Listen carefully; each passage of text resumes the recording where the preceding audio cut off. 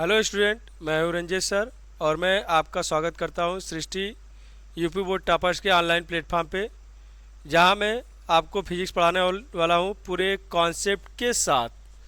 तो हम लोग फर्स्ट चैप्टर पढ़ रहे हैं, वैद्युत आवेश तथा क्षेत्र। इसके अंतर्गत हम लोग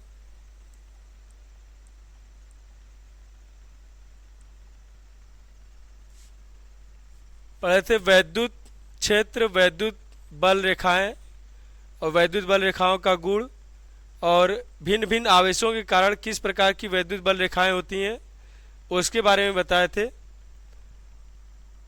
तो यहाँ पे लास्ट में हमने बताया था दो आवेशों के कारण वैद्युत बल रेखाएं, जब दो आवेश एक दूसरे के समान हो, अर्थात समान आवेश के कारण जो वैद्युत बल रेखाएं होंगी वह किस प्रकार की होंगी, वह यही दिखाया गया है।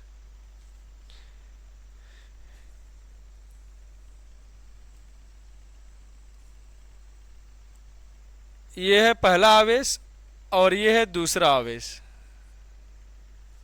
दोनों ही समान प्रकृति के हैं।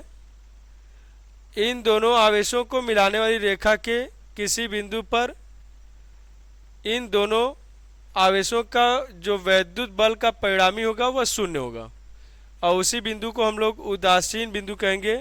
आज हम लोग इसी उदासीन बिंदु की चर्चा करेंगे कि आखिर दो आवेशों के बीच में उदासीन बिंदु कहाँ पर होगा। तो चलिए हम लोग देखते हैं उदासीन बिंदु।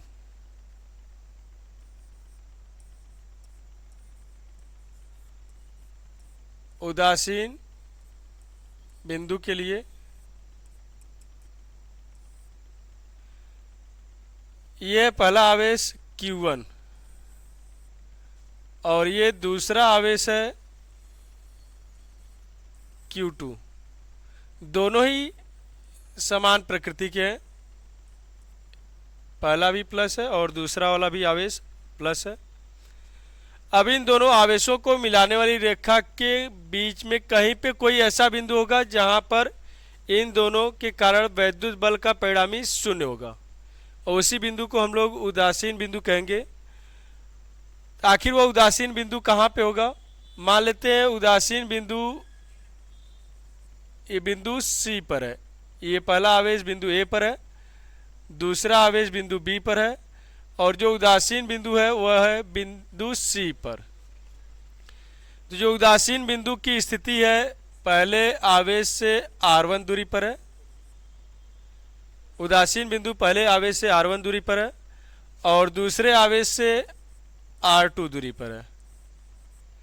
तो जो उदासीन बिंदु है, इस उदासीन बिंदु की स्थिति,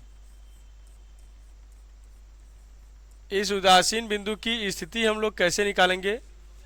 इस उदासीन बिंदु की स्थिति निकालने के लिए पहले हम लोग इस बिंदु C पर एक परीक्षण आवेश लेंगे।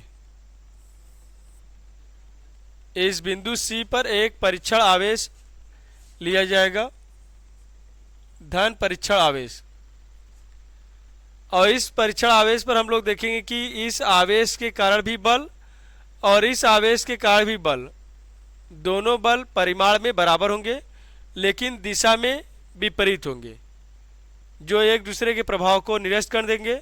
अर्थात बिंदु C पर रखे परीक्षण आवेश पर कोई बल कार्य नहीं करेगा। तो इसी बिंदु C को ही उदासीन बिंदु कहेंगे। ये प्लस Q1 आवेश के कारण इस आवेश पर लगने वाला बल, प्लस Q1 के कारण परीक्षण आवेश पर लगने वाले बल को हम F1 से दिखा रहे हैं, उसकी दिशा बाहर की ओर, और ये प्लस Q2 आवेश के कारण लगने वाला बल को F2 से दिखा रहे हैं, उसकी भी दिशा इस आवेश से बाहर दूर। ये दोनों बल F1 और F2 बल का परिणामी शून्य होगा, अर्थात इन दोनों का परिमाण बराबर, दिशा विपरीत होना चाहिए बिंदु C पर। तो हम लोग कूलाम के नियम का प्रयोग करेंगे। हम लोग कूलाम का नियम देखें। कूलाम का नियम यह बराबर 1/4 pi epsilon 0 Q1 Q2 upon R square, यह बराबर 1/4πε0 Q1 Q2 upon R square. इस पहले आवेश के कारण Q0 आवेश पर लगने वाला बल को F1 से और Q2 आवेश के कारण भी Q0 पर लगने वाले बल को F2 से। उदासीन बिंदु के लिए यहाँ पे लिख दे रहे हैं, उदासीन बिंदु के लिए हमने बताया कि उदासीन बिंदु के लिए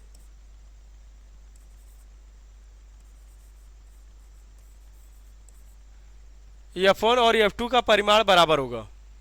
F1 और F2 का परिमाण बराबर होना चाहिए, अर्थात F1 बराबर F2, इन दोनों का परिमाण बराबर। तो F1 और F2 का परिमाण बराबर होगा, तो मॉड ऑफ F1 मतलब F1 बल निकालेंगे और F2 बल निकालेंगे। तो F1 बल के लिए सूत्र लिखेंगे कूलाम के नियम से, कूलाम के नियम से, कूलाम के नियम से 1/4πε0 Q1 मतलब पहला आवेश और Q2 मतलब दूसरा आवेश। यहाँ पे दूसरा आवेश की बात कर रहे हैं तो वह परीक्षण आवेश है। Q1 इंटू Q0 अपान इन दोनों आवेशों के बीच की दूरी, Q1 और Q0 के बीच की दूरी है R1, R1 का स्क्वायर बराबर 1/4πε0 F2 का मान। तो F2 के लिए लिखेंगे Q1 के लिए ये Q2 हो जाएगा, मतलब पहला आवेश Q2 और दूसरा आवेश Q0, Q2 इंटू Q0 अपान R2 का स्क्वायर। तो यहाँ पे आपको दिखाई दे रहा होगा 1/4πε0, 1/4πε0 कट जाएगा, Q0 से Q0 कट जाएगा, आ गया Q1 अपान R1 का स्क्वायर बराबर Q2 अपान R2 का स्क्वायर। यही है उदासीन बिंदु के लिए सूत्र, Q1 अपान R1 का स्क्वायर बराबर Q2 अपान R2 का स्क्वायर। तो क्वेश्चन में ऐसे ही रहता है कि जब दो समान आवेश एक दूसरे से कुछ दूरी पर होंगे तो उनके बीच में उदासीन बिंदु की स्थिति के लिए यही सूत्र है, Q1 अपान R1 का स्क्वायर बराबर Q2 अपान R2 का स्क्वायर। चलिए इसके आधार पे हम लोग एक क्वेश्चन देख लेते हैं। तो क्वेश्चन है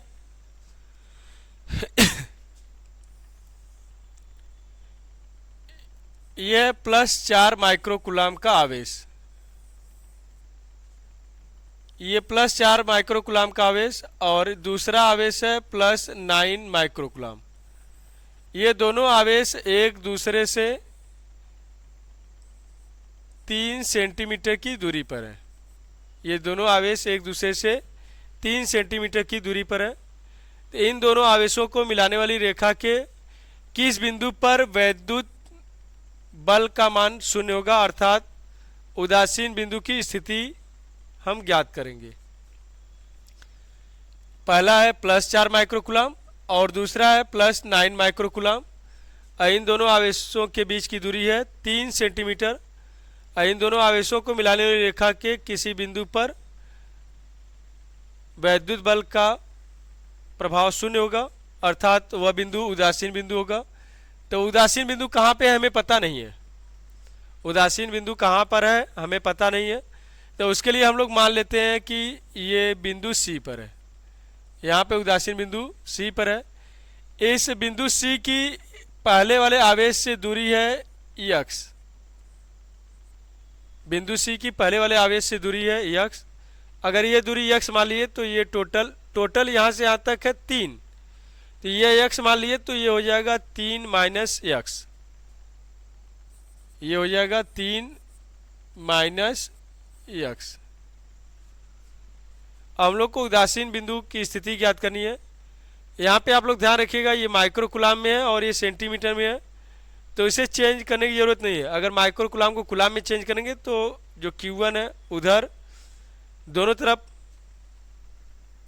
यहाँ पे दिखाया गया ना Q1 ये Q2, यहाँ भी इन दोनों का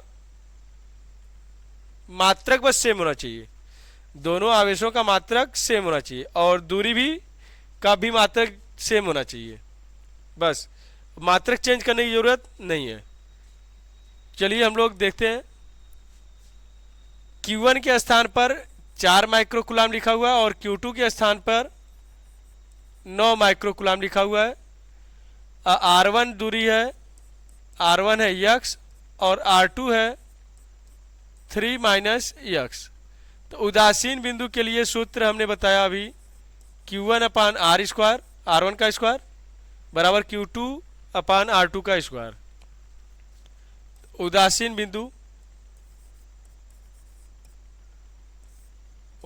बिंदु के लिए Q1 अपान R1 का स्क्वायर बराबर Q2 अपान R2 का स्क्वायर। Q1 अपान R1 का स्क्वायर बराबर Q2 अपान R2 का स्क्वायर। Q1 का मान है 4 अपान R1 का मान है यक्स, तो यक्स का स्क्वायर 4 बटे यक्स का स्क्वायर। Q2 का मान है 9, R2 का मान है 3 माइनस यक्स का होल स्क्वायर। इसे ऐसे भी लिख सकते हैं 2 बटे यक्स का होल स्क्वायर, क्योंकि 4 है 4 को लिख सकते हैं 2 का स्क्वायर, 2 बटे यक्स का होल स्क्वायर बराबर 3 बटे 3 माइनस यक्स का होल स्क्वायर। ये स्क्वायर से स्क्वायर कट जाएगा, 2 बटे यक्स बराबर 3 बटे 3 माइनस यक्स। इसका इधर मल्टीप्लाई और इसका इधर मल्टीप्लाई करेंगे, तिर्यक गुणा इसका इसमें और इसका इसमें, 2 तिहाई 6 माइनस 2x बराबर ये 3x। अब ये माइनस में उधर जाएगा प्लस में, 6 equal to 5x, 6 equal to 5x। अब ये x इक्वल टू x बराबर 6 बटे 5, तो x बराबर आ जाएगा 1.2 सेमी, 5 एकम 5, 5 दूनी 10। तो x की वैल्यू आ गई 1.2 सेमी। इसका मतलब पहले आवेश 4 माइक्रोकुलाम आवेश से 1.2 सेमी की दूरी पर उदासीन बिंदु होगा। यह दूरी 4 माइक्रोकुलाम आवेश से है। अगर इससे दूरी देखेंगे, यहाँ पे लिख दे रहे हैं +4 माइक्रोकुलाम आवेश से, +4 माइक्रोकुलाम आवेश से 1.2 सेमी की दूरी पर उदासीन बिंदु होगा। उदासीन बिंदु होगा +4 माइक्रोकुलाम आवेश से 1.2 सेमी की दूरी पर उदासीन बिंदु होगा। अगर 9 माइक्रोकुलाम आवेश से देखना होगा तो 3 में से 1.2 माइनस कर देंगे, 3 में से 1.2 माइनस कर देंगे, वह दूरी 9 माइक्रोकुलाम आवेश से होगी। तो यह है क्वेश्चन कि +4 माइक्रोकुलाम और +9 माइक्रोकुलाम एक दूसरे से 3 सेमी की दूरी पर है, तो इन दोनों आवेशों को मिलाने वाली रेखा के किस बिंदु पर उदासीन बिंदु होगा, तो वह 4 माइक्रोकुलाम आवेश से 1.2 सेमी की दूरी पर उदासीन बिंदु होगा। चलिए आगे हम लोग नेक्स्ट टॉपिक देखते हैं।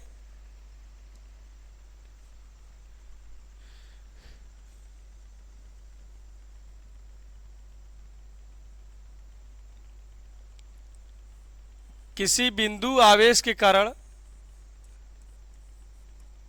किसी बिंदु आवेश के कारण, किसी बिंदु आवेश के कारण किसी बिंदु पर वैद्युत क्षेत्र की तीव्रता,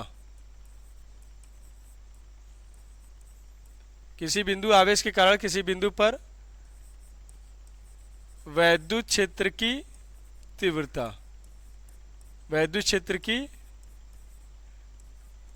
तीव्रता, intensity of electric field at any point due to a point charge, intensity of electric field at any point due to a point charge, किसी बिंदु आवेश के कारण किसी बिंदु पर वैद्युत क्षेत्र की तीव्रता के लिए सूत्र ज्ञात करेंगे हम लोग। कोई बिंदु आवेश होगा, उस बिंदु आवेश से कुछ दूरी पर कोई बिंदु होगा, उस बिंदु पर ही हमें वैद्युत क्षेत्र की तीव्रता ज्ञात करनी है। चलिए हम लोग देखते हैं, यह है प्लस क्यू आवेश, बिंदु आवेश है, यह प्लस क्यू आवेश है। इस प्लस क्यू आवेश से कुछ दूरी पर, मतलब आर दूरी पर, इस प्लस क्यू आवेश से आर दूरी पर कोई बिंदु P है, इस प्लस क्यू आवेश से आर दूरी पर कोई बिंदु P है, उसी बिंदु P पर हम लोग वैद्युत क्षेत्र की तीव्रता के लिए सूत्र ज्ञात करेंगे। ये बिंदु आवेश है, इस बिंदु आवेश से आर दूरी पर कोई बिंदु P है, इसी बिंदु P पर हम वैद्युत क्षेत्र की तीव्रता के लिए सूत्र ज्ञात करेंगे।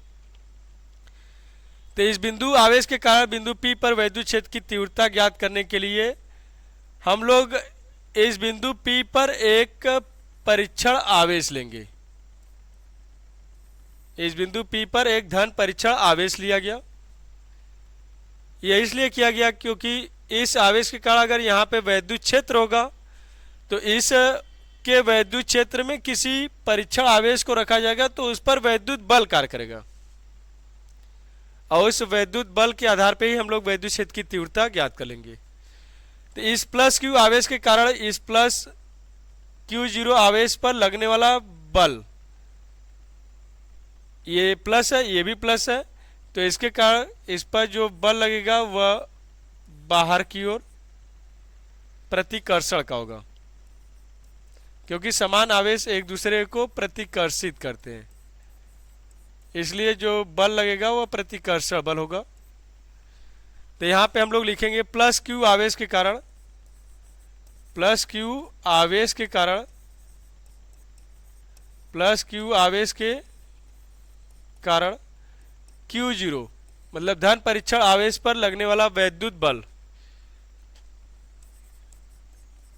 धन परीक्षण आवेश पर लगने वाला वैद्युत बल, प्लस क्यू आवेश के कारण धन परीक्षण आवेश पर लगने वाला वैद्युत बल कूलाम के नियम से।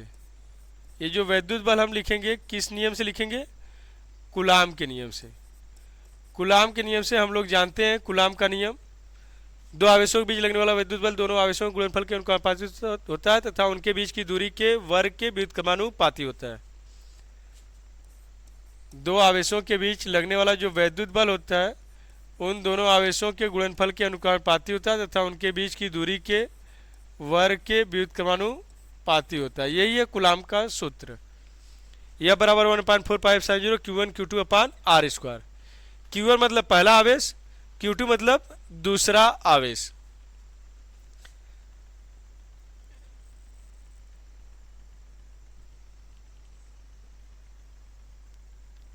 ये सूत्र है, इसी सूत्र के आधार पर हम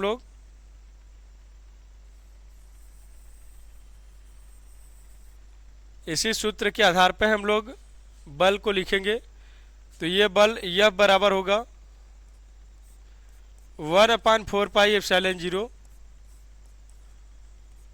पहला आवेश, पहले आवेश के स्थान पर Q है, जो पहला आवेश है यहाँ पे पहला आवेश Q है, Q इंटू Q0 अपान इन दोनों आवेशों के बीच की दूरी, तो दोनों आवेशों के बीच की दूरी है R का स्क्वायर। तो यह बराबर 1/4πε0 Q0 अपान R स्क्वायर। ये हो गया लगने वाला वैद्युत बल, और ये बल होगा प्रतिकर्षण का, क्योंकि दोनों आवेश समान प्रकृति के हैं, इसलिए यह जो बल होगा वह प्रतिकर्षण का होगा। प्रतिकर्षण का मतलब बाहर की ओर। और ये वैद्युत बल निकल गया तो हम लोग वैद्युत क्षेत्र की तीव्रता का सूत्र, आपको बताया गया था वैद्युत क्षेत्र की तीव्रता का सूत्र एकांक आवेश पर लगने वाले वैद्युत बल को, एकांक आवेश पर लगने वाले वैद्युत बल को ही वैद्युत क्षेत्र की तीव्रता कहते हैं। तो वैद्युत क्षेत्र की तीव्रता का यह सूत्र बताया गया था E बराबर एफ अपान क्यू जीरो। तो यहाँ पे हम लोग लिखेंगे चूंकि हम लोग जानते हैं E इक्वल टू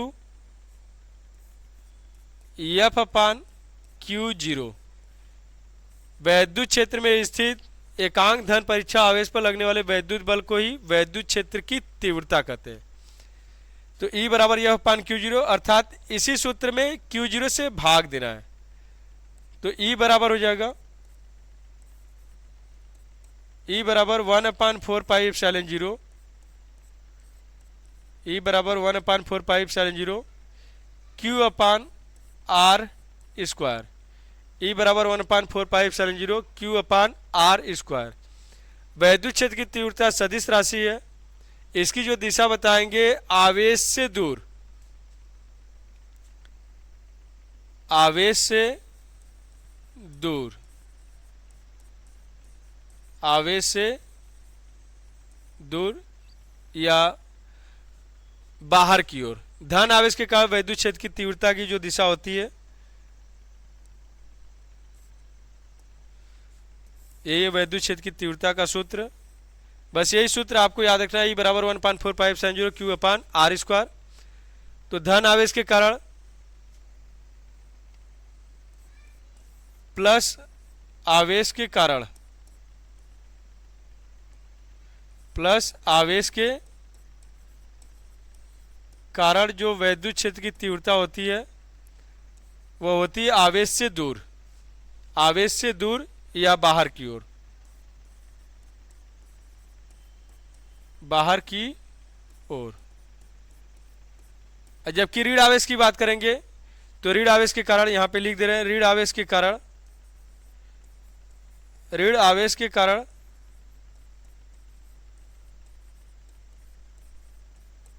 ऋण आवेश के कारण जो वैद्युत क्षेत्र की तीव्रता होती है वह आवेश की ओर होती है। ऋण आवेश के कारण जो वैद्युत क्षेत्र की तीव्रता होती है वह आवेश की ओर, आवेश की ओर या अंदर की ओर। यही दिशा में ध्यान रखना है, क्योंकि जब आगे वैद्युत द्विध्रुव के कारण किसी बिंदु पर वैद्युत क्षेत्र की तीव्रता बताई जाएगी तो वहां पे यही बताया जाता है धन आवेश के कारण वैद्युत क्षेत्र की तीव्रता की दिशा देखिए बाहर की ओर, ऋण आवेश के कारण वैद्युत क्षेत्र की तीव्रता की दिशा अंदर की ओर। तो यही सूत्र है, किसी बिंदु आवेश के कारण किसी बिंदु पर वैद्युत क्षेत्र की तीव्रता का 1/4 epsilon zero Q upon R square. यदि किसी माध्यम की बात की जाए, यदि कोई माध्यम होगा तो उसके स्थान पर जो एप्सिलॉन जीरो लिखा गया है यहीं पे K एप्सिलॉन जीरो हो जाएगा। यदि कोई माध्यम होगा, थोड़ा सा ऊपर कर दिया जरा, यदि कोई माध्यम हो, यदि कोई माध्यम हो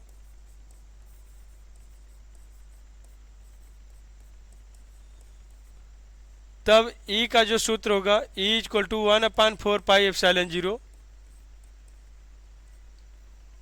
एप्सिलॉन जीरो के स्थान पर K एप्सिलॉन जीरो लिखा जाएगा, 4 pi K epsilon zero into Q upon R square. ये होगा सूत्र जब कोई माध्यम होगा तब के लिए। ठीक है, तो आगे हम लोग नेक्स्ट वीडियो में देखेंगे। Thank you.